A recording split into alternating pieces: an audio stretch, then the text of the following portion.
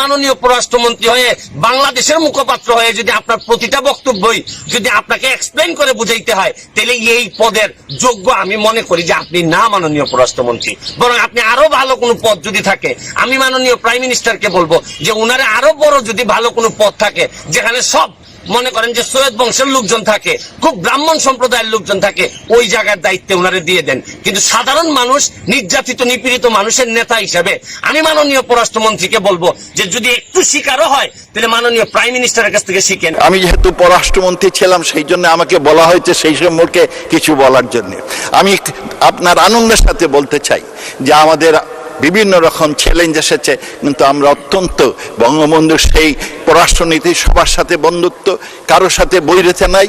আর শেখ হাসিনার সম্পর্ক যে ট্রু ব্যালেন্স আপনার ফরেন পলিসি, এটা অর্জনের মাধ্যমে আমরা আমাদের সকল রাষ্ট্র তাদের সাথে সুসম্পর্ক আপনার প্রতিষ্ঠা করেছি। সৈয়দ সাইদুল হক 242, হবিগঞ্জ 4। আপনার সময় 5 মিনিট। ধন্যবাদ মাননীয় স্পিকার। শুরু করিতেছি মহান আল্লাহর নামে। প্রতিটা মানুষের জীবনে কিন্তু কপালে লেখা থাকে না যে উনি মন্ত্রী হতে পারবেন। খুব অল্প মানুষের কপালে লেখা থাকে উনি মন্ত্রী হবেন। আর এরকম ভাগ্য যাদের থাকে তারা মন্ত্রী হওয়ার পর, মন্ত্রী হওয়ার সাথে সাথে কিছু দায়িত্ব তাদের উপর অর্পিত হয়। Every achievement comes with a responsibility. আপনার জীবনের প্রতিটা অর্জনই কিছু না কিছু দায়িত্ব নিয়ে আসে। আপনি যখন একটা মন্ত্রী হিসাবে আসেন, তখন আপনাকে বুঝতে হবে যে আপনি কোনো অঞ্চলের মন্ত্রী না, আপনি সারা বাংলাদেশের মন্ত্রী। সারা বাংলাদেশের মানুষ, পৃথিবীর যে জায়গায় থাকে না কেন, এই সকল মানুষের মন্ত্রী আপনি। আর আপনি যদি কখনো পররাষ্ট্রমন্ত্রী হন, তাহলে ধরে নিতে হবে সারা পৃথিবীর মানুষের বোধগম্য হয় এরকম কথা আপনারা দিয়ে পৃথিবীর মানুষ আশা করে। আমাদের মাননীয় পররাষ্ট্রমন্ত্রীর একটু দৃষ্টি আকর্ষণ করতে চাই। আমার মাননীয় পররাষ্ট্রমন্ত্রী, আমি জানি যে ওনার ভিতরে কোনো 2 নাম্বারই নাই, ওনার ইন্টেনশনের মধ্যে কোনো 2 নাম্বারই নাই। কিন্তু আমার কথা হচ্ছে যে বারবার ওনার বক্তব্য নিয়ে প্রবাসী এবং এই সরকার মুখোমুখি হবে কেন? আমাদের মাননীয় প্রধানমন্ত্রী জননেত্রী শেখ হাসিনা যেভাবে প্রবাসীদেরকে বিভিন্ন ভাবে সুবিধা দিয়ে প্রবাসীদের একদম কাছে নিয়ে আসার চেষ্টা করতেছেন, এই সময়ে মাননীয় পররাষ্ট্রমন্ত্রী যখন অর্ধেক বক্তব্য উনি বলতে চাচ্ছেন, আমি মাননীয় পররাষ্ট্রমন্ত্রীর কথা শুনছি, উনি বলতে চাচ্ছেন যে কেউ উনাকে টুইস্ট করে, উনার কথাগুলা টুইস্ট করতেছে। আপনি যখন প্রবাসীদেরকে বলছেন যে নবাবজাদা, আপনি কিন্তু বলতে পারতেন যে কিছু সংখ্যক প্রবাসী নবাবজাদার মতো আচরণ করেন। আপনি কিন্তু দেখেন, আপনার ভাই যখন সাবেক অর্থমন্ত্রী মাল মুহিত সাহেব যখন কথা বলতেন, উনি বয়স্ক মানুষ ছিলেন। অনেক সময় এই আপনি রাবিশ টাবিশ বলছেন, এগুলো মানুষ মেনে নিছে, কারণ উনি বয়স্ক মানুষ ছিলেন। কিন্তু আপনি যখন তার ভাই হয়ে, আপনি একজন শিক্ষিত মানুষ হয়ে যখন আপনি একদম জেনারেল ভাবে কথা বলেন যে প্রবাসীরা নবাবজাদা, তখন সব প্রবাসী তো আর আমার মতো ব্যারিস্টার না, আপনার মতো এরকম ফ্যামিলি থেকে আসে নাই যে আপনার সব এরকম বলিষ্ঠ কথা এবং লুকানো কথা, ভিতরের কথা সব স্বাভাবিকভাবে মেনে নিবে। প্রবাসীরা এমনি থাকে দুনিয়ার কষ্টে। প্রবাসীরা যেখানে নিজের দেশের বাইরে থেকে মানুষ একটু সম্মান আশা করে, মানুষ একটু সম্মানের সাথে কথা আশা করে। আপনি যখন বলেন যে প্রবাসীরা আসতে পারে, আপনি বিভিন্ন কথা বলছেন যে লাখের লাখ মানুষ আসবে, আপনি বলতে পারতেন যে আমাদের আইন বিচার ব্যবস্থার অবনতি ঘটতে পারে, আমাদের এই ধরনের সিচুয়েশনের অবনতি ঘটতে পারে। আপনি কিভাবে বলেন যে প্রবাসীরা এইভাবে আসলে এত মানুষ বেড়ে যাবে, চাকরি থাকবে না, আর শেষে একটা কথা লাগাই দিলেন, দিয়ে বললেন যে আমাদের চুরি চামারি বেড়ে যাবে। এর মানে কি? আমার মতো ব্যারিস্টার না হইলে বা আপনার মতো এরকম ব্যাকগ্রাউন্ডের একজন জ্ঞানী লোক না হইলে, সাধারণ মানুষ যদি সাধারণভাবে বুঝে, তাহলে মানুষ বুঝে ফেলতে পারে যে প্রবাসীরা চোর, প্রবাসীরা আসলেই এই দেশে চুরি হবে। তাইলে এই প্রবাসীদের কি সম্মানটা আপনি দিলেন?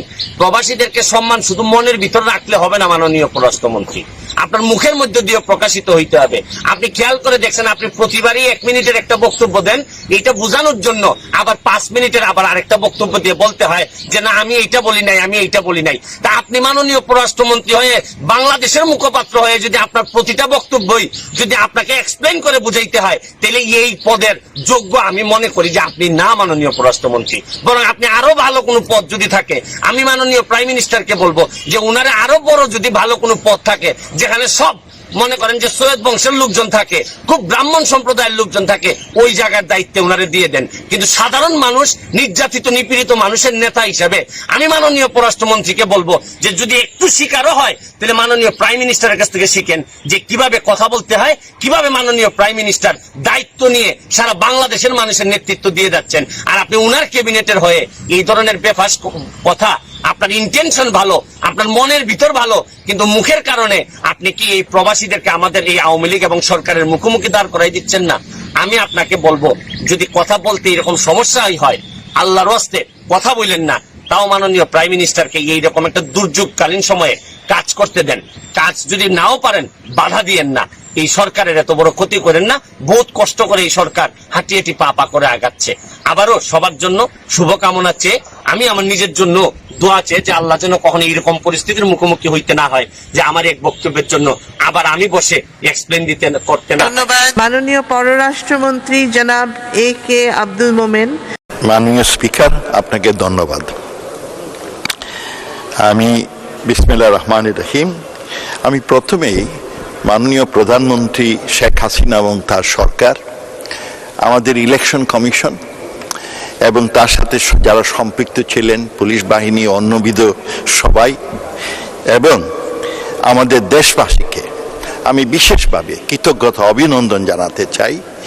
কারণ তারা বিভিন্ন রকম প্রতিকূল পরিবেশে, বিভিন্ন রকম প্রপাগান্ডার মধ্যে, দেশে বিদেশে ষড়যন্ত্রের মধ্যেও তারা একটা সুন্দর আদর্শ নির্বাচন আমাদের দিয়েছেন, অসম্ভব সুন্দর নির্বাচন আমাদের দিয়েছেন। সেই জন্য তাদের প্রতি কৃতজ্ঞতা।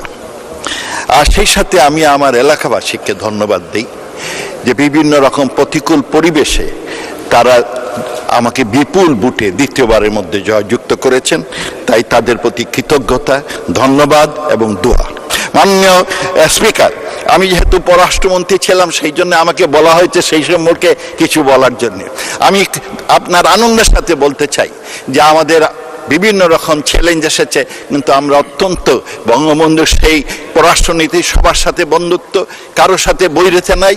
আর শেখ হাসিনার সম্পর্ক যে ট্রু ব্যালেন্স আপনার ফরেন পলিসি, এটা অর্জনের মাধ্যমে আমরা আমাদের সকল রাষ্ট্র তাদের সাথে সুসম্পর্ক আপনার প্রতিষ্ঠা করেছি। আমি গত পরশু মেট্রো রেল ছড়ি, আমি আপনার কিশোর থেকে, মিরপুর থেকে এই মতিঝিল যাই।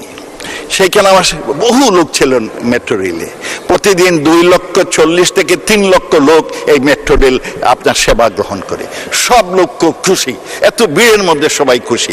জিজ্ঞেস করলাম আপনি এত সুখী কেন, খুশি কেন? আমার পাশে যিনি বসেছিলেন উনি বললেন যে তার মিরপুর থেকে আপনার মতিঝিল যেতে আগে 2 থেকে 2.5 ঘন্টা লাগতো। তাছাড়া হয়রানি, আপনার পলিউশন, আর এখন মাত্র আধা ঘন্টা লাগে। মাসে তিনি 100 ঘন্টা তার যাতায়াত বাবদ সেভ হয়। দেশের যে কিরকম একটা বিপুল পরিবর্তন, শুধু এইটা না, তার সাথে আমাদের মাইল ফলক, পদ্মা সেতু, তাতে আমার জাতীয় আয় 1.3% বাড়ছে।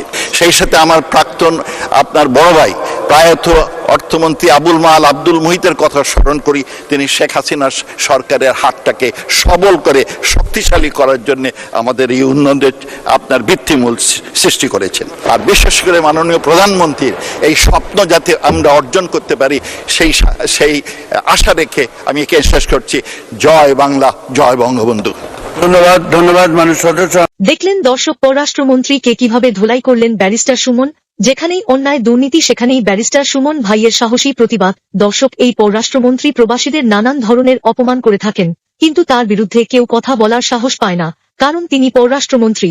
যেকোনো সময় যেকোনো মানুষকে ঘুম করে ফেলতে পারেন তিনি। কিন্তু দেখুন, বাংলাদেশ একজন সাহসী বীর পুরুষের জন্ম হয়েছে, যে কিনা এসব পররাষ্ট্রমন্ত্রী এমপি মন্ত্রীদের কোন পাত্তাই দেন না।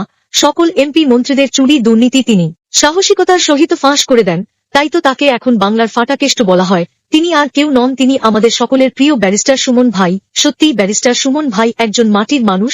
দর্শক, আপনারা সবাই এই ব্যারিস্টার সুমন এর জন্য দোয়া করবেন, তিনি যেন বেঁচে থাকতে পারেন, তাহলে আমাদের এই দেশটা একটা সোনার বাংলায় পরিণত হবে। আজ মাননীয় প্রধানমন্ত্রীকে ধন্যবাদ জানাচ্ছি যে তিনি একজন যোগ্য এমপি বানিয়েছেন। তুই যদি মন্ত্রী হন তাহলে তো আরো দুর্নীতি বের হয়ে আসবে। মাননীয় প্রধানমন্ত্রীকে অনুরোধ করব তার ওপর নজর রাখার জন্য। জয় তাকে যেন কেউ হামলা করতে না পারে, কারণ তার শত্রু তো এমপি মন্ত্রীরা। আজকের মতন বিদায় নিচ্ছি দর্শক, ভিডিওটি বেশি বেশি শেয়ার করে সকলকে দেখার সুযোগ করে দিন, আর আপনি চ্যানেলে নতুন হয়ে থাকলে এখনই সাবস্ক্রাইব করে রাখুন।